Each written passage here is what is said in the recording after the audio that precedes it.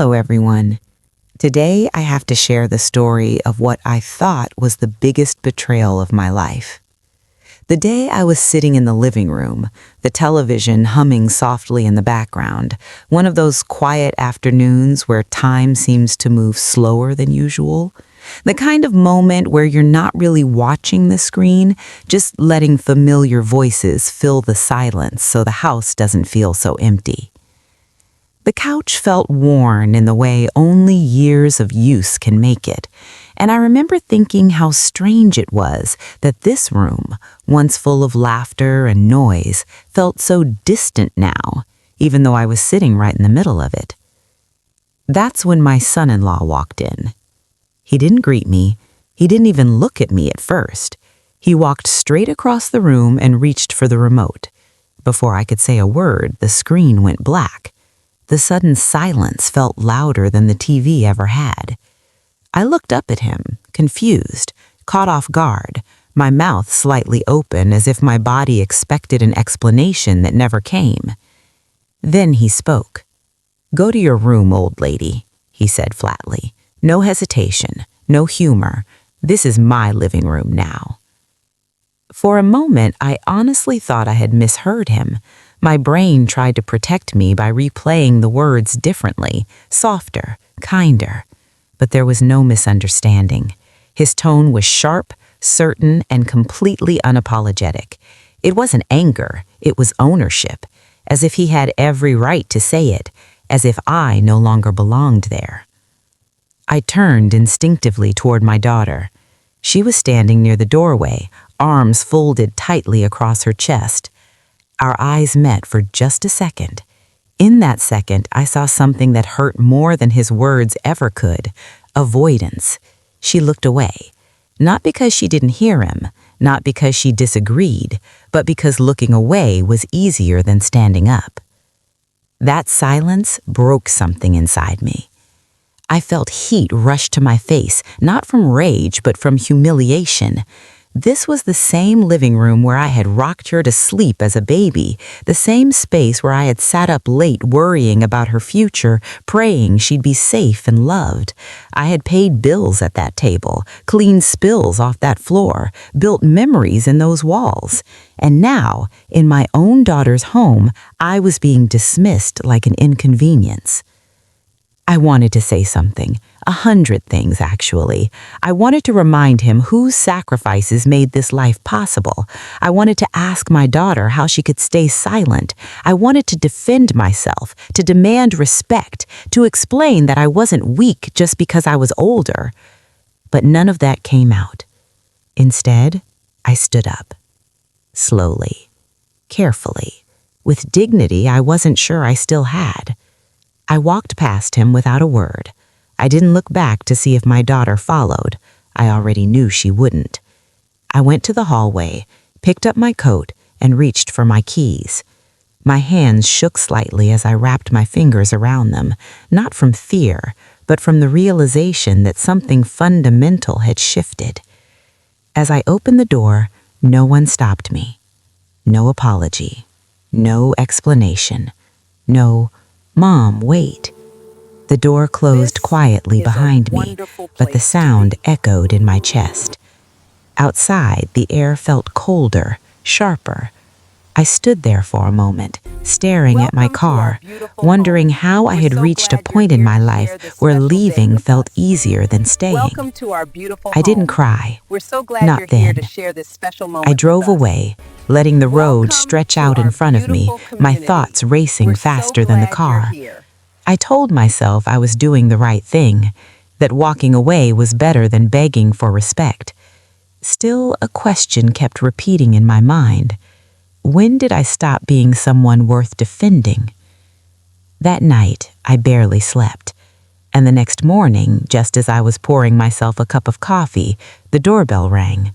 I wasn't expecting anyone. When I opened the door, a man stood there in a dark suit, holding a leather folder under his arm. He looked professional, calm, serious, the kind of person who doesn't show up without a reason. He said my name, and in that moment, I knew. Whatever had begun in that living room the day before was far from over. The man in the suit stood calmly on my doorstep, his posture straight, his expression neutral but attentive. He wasn't impatient, he wasn't cold either. He simply waited, as if he understood that his presence alone was already unsettling enough. For a brief moment, I wondered if this was some kind of mistake. Maybe he had the wrong house, maybe the wrong name. "Yes?" I asked cautiously. He smiled politely and introduced himself, stating my full name with a precision that made my stomach tighten. Then he asked if he could come in for a moment.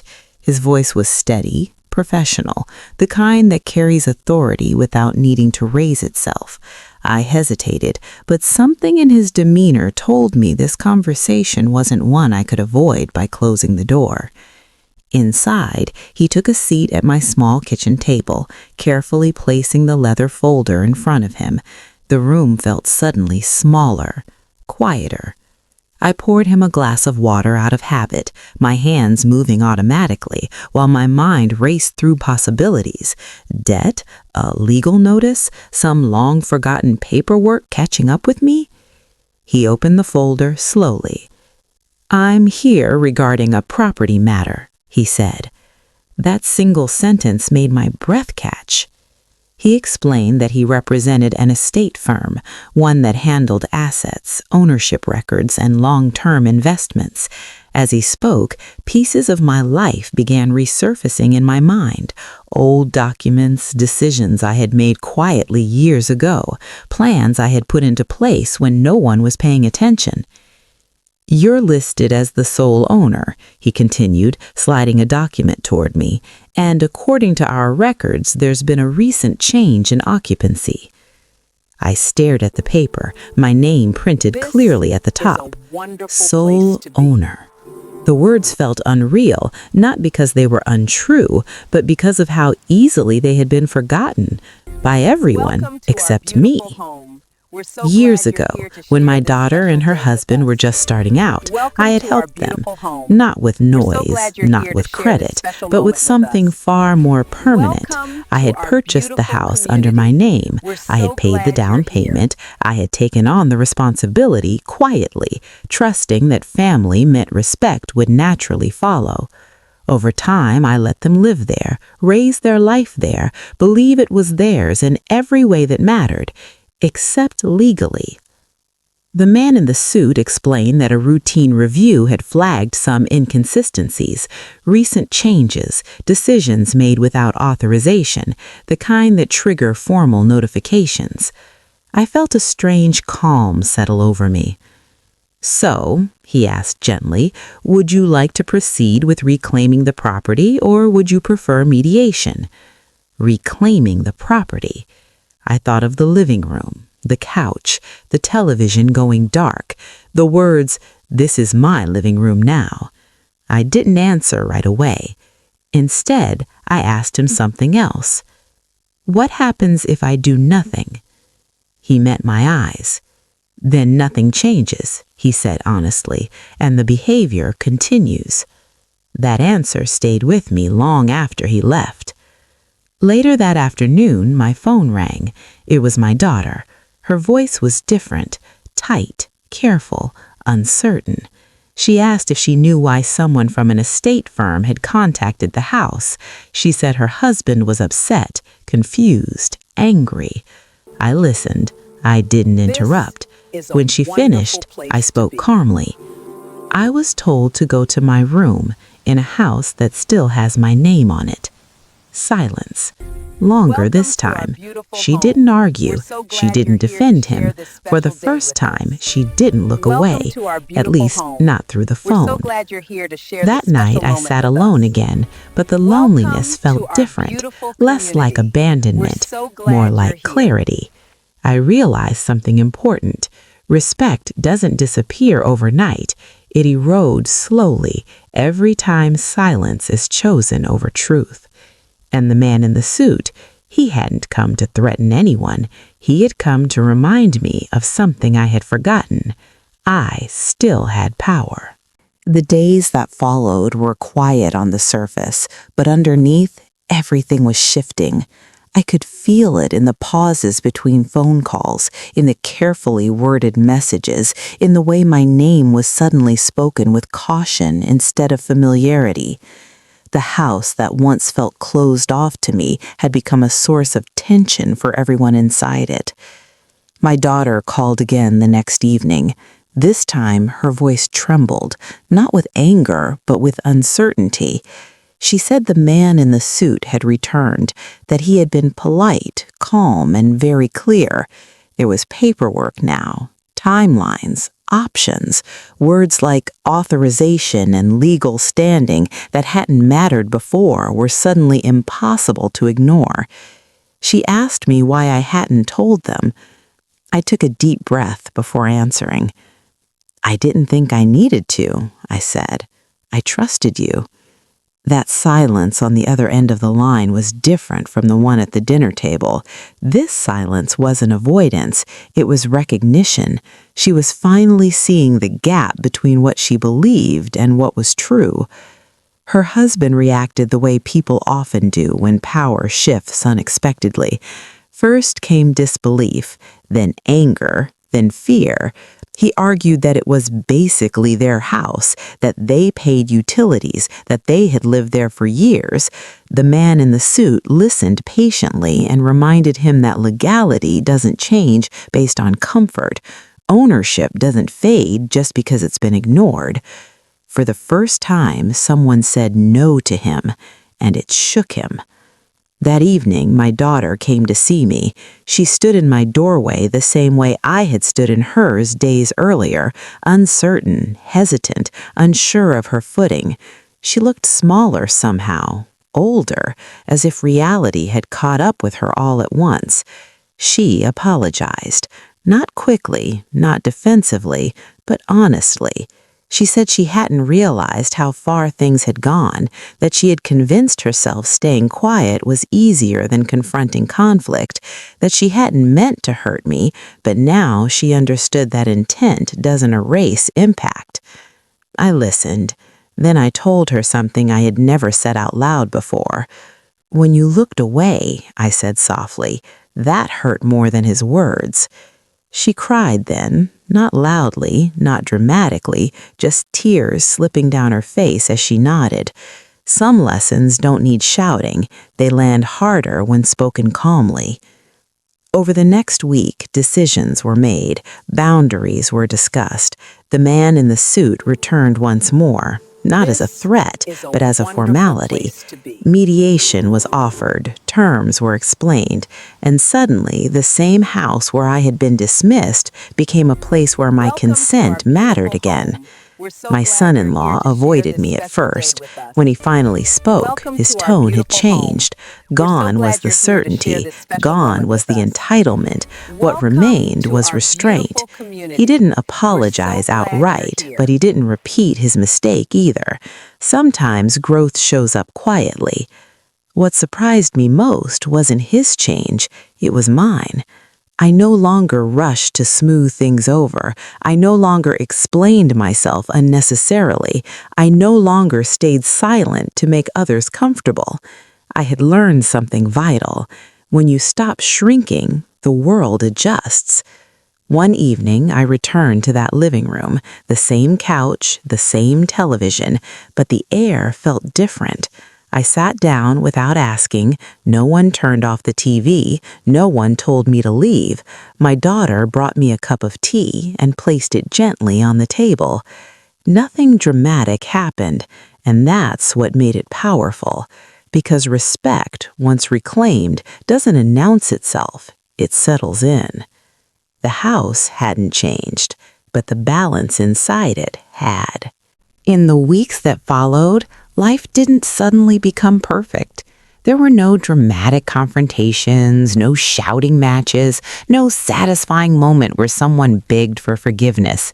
Instead, there was something far more meaningful, change that lasted, the kind of change that settles into everyday moments and quietly rewrites how people treat you. I noticed it in the smallest things, the way my son-in-law spoke more carefully, choosing his words instead of assuming authority, The way my daughter no longer looked away when tension filled a room. She met my eyes now. She listened. And when she disagreed, she did so respectfully. That mattered more than any apology ever could. I also noticed something else, how differently I carried myself. I no longer waited to be invited into spaces I belonged in.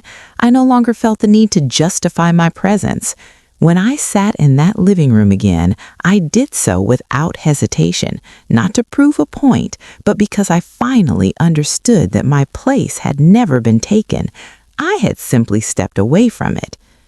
The man in the suit completed his role quietly and professionally. The paperwork was finalized. Clear boundaries were established.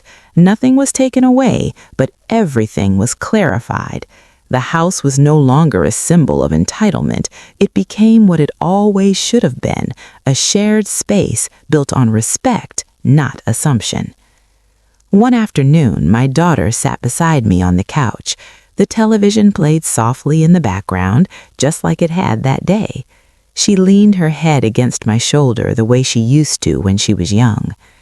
After a long silence, she said something I'll never forget. "I didn't realize how much I was losing you by staying quiet." I wrapped my arm around her and told her the truth. I didn't either until I stopped staying. That moment healed something deeper than the insult ever damaged. It reminded us both that love doesn't survive on silence, it survives on courage. As for my son-in-law, he never said the words, "I'm sorry," but he never repeated his behavior either. And sometimes that's the line between regret and change. I didn't need remorse spoken aloud. I needed respect practiced daily, and that's what I received. What this experience taught me is something I wish more people understood sooner in life. Dignity doesn't fade with age, authority doesn't come from volume, and respect is not something you earn by shrinking yourself. It's something you claim by standing firm. That day in the living room could have ended very differently. I could have argued, I could have cried, I could have begged my daughter to defend me, but none of that would have changed the dynamic. Walking away did. Not because I gave up, but because I chose myself. The door I closed that afternoon didn't shut me out of their lives. It opened a path back into them on new terms. Now, when I sit in that living room, no one turns off the television. No one questions my presence. No one tells me where I belong. And not because of paperwork or legal standing, but because everyone finally understands something that should have been obvious all along. Respect isn't inherited, it isn't assumed, and it certainly isn't taken. It's maintained by those who are brave enough to stop accepting less. And that's why the knock at the door the next day changed everything. Time has a way of revealing what moments cannot. Months passed, seasons changed, and what once felt like a breaking point slowly became a turning point. When people ask me now how I stayed calm that day, how I walked out instead of exploding, I tell them the truth. I didn't stay calm because I was strong. I stayed calm because I was tired. Tired of shrinking, tired of explaining my worth, tired of hoping someone else would speak up for me. That day in the living room wasn't about a television. It wasn't about a sentence spoken carelessly. It was about something much deeper, the quiet permission people take when they believe you'll tolerate anything. That permission had been building for years, reinforced by silence, comfort, and the mistaken belief that kindness means endurance. I've replayed that moment many times in my mind, not with regret, but with clarity. If I had argued, the story would have ended differently. Louder, yes, but unchanged. The power didn't come from confrontation. It came from withdrawal, from choosing distance over dignity lost. What surprised me most was how many people reached out after everything settled. Friends, neighbors, even relatives who had quietly endured similar situations. They told me my story sounded familiar, that they too had been told to know their place, that they too had been made to feel small in spaces they helped create. And that's when I realized this wasn't just my story. It's the story of parents who sacrifice and then get erased, of elders who are respected in theory but dismissed in practice, of people who mistake patience for weakness and silence for consent. The man in the suit became a symbol to me, not of legal power, but of self-remembrance. He didn't give me authority, he reminded me I already had it. And sometimes that reminder is all it takes to change the course of a life. Today, when I walk into a room, I don't wonder if I belong. I don't wait for cues. I don't measure my words out of fear of discomfort. Respect has become the baseline, not the goal. And if it isn't present, I know how to respond, not with anger, but with action. My relationship with my daughter is different now, stronger, more honest.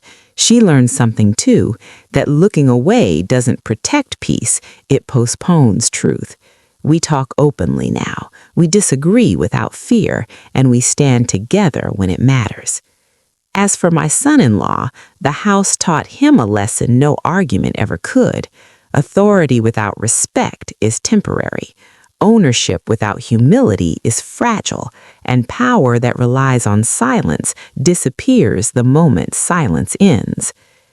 If there's one thing I hope anyone listening to this takes away, it's this. You don't have to shout to be heard. You don't have to explain your worth, and you don't have to stay where you are diminished.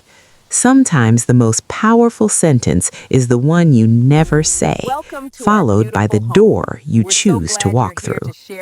That day, I didn't lose my place.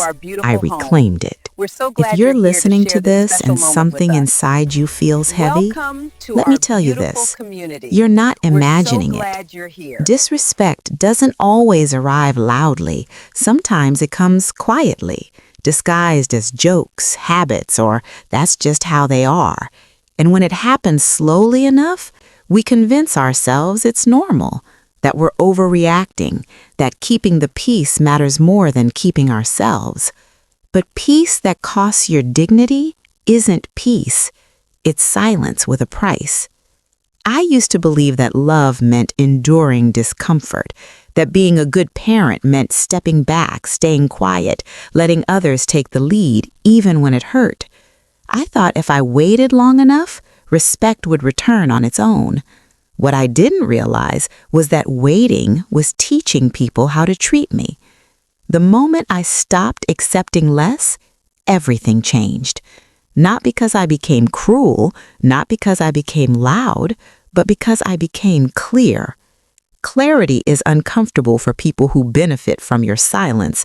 That's why boundaries often feel like betrayal to those who never respected you in the first place. When you finally choose yourself, some people won't like it. Some will test you. Some will pretend not to understand. Let them. You don't owe anyone access to you at the cost of your self-respect. Walking away doesn't mean you don't care. It means you care enough to protect what matters. I didn't plan revenge. I didn't hope for regret. I simply stopped participating in my own dismissal. And that one decision did more than any argument ever could. It forced everyone around me to reevaluate their roles, their assumptions, and their behavior. And here's the truth most people won't tell you. The moment you stop shrinking, the world adjusts, or it loses access to you. Either way, you win. So if you're sitting in a room right now where your voice feels small, if you're being told directly or indirectly to know your place, if the people you expect to protect you keep looking away, remember this story. Remember that doors can close quietly and still change everything. Remember that dignity doesn't need permission, And remember that sometimes the most powerful thing you can do is stand up, take your keys, and leave. Not in anger, not in fear, but in certainty. Because your place was never behind anyone else's. It was always your own. If you enjoyed this story, please hit that like button, subscribe for more stories of justice, and share this video with a friend. Until next time, stay strong. Don't forget to subscribe.